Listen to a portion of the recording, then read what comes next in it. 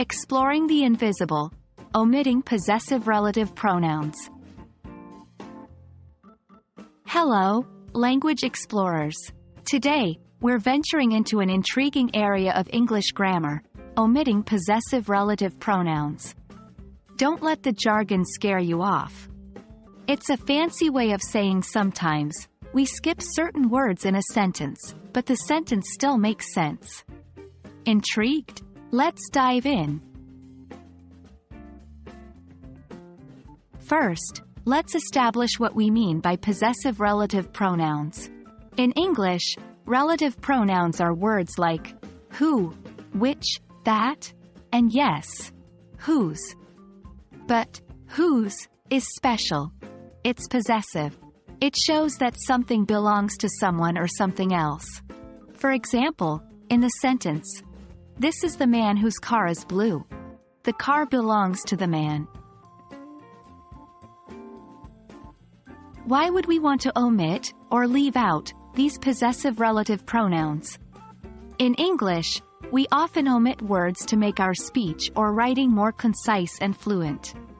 However, the rules are a bit different for possessive relative pronouns. We generally don't omit whose, but sometimes we can rewrite sentences in ways that effectively leave out the whose. This is where it gets interesting. While we can't omit whose directly, we can rephrase the sentence to eliminate the need for it. Take our earlier example. "This is the man whose car is blue." We could rewrite this as, "This is the man with the blue car." Voila! We've just avoided whose while keeping the same meaning. The best way to get the hang of this is to practice. Let's try a few more. "She's the woman whose ideas changed the world" becomes, "She's the woman with the world-changing ideas." "That's the dog whose bark is loud" changes to, "That's the dog with the loud bark."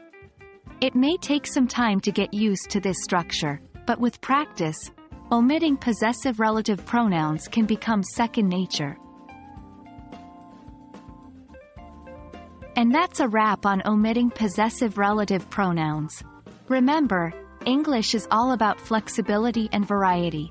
While whose is a handy word to use, there are other ways to phrase your sentences.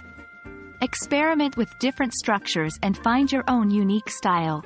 Keep practicing, and keep exploring the vast landscape of English grammar. Until next time, happy learning!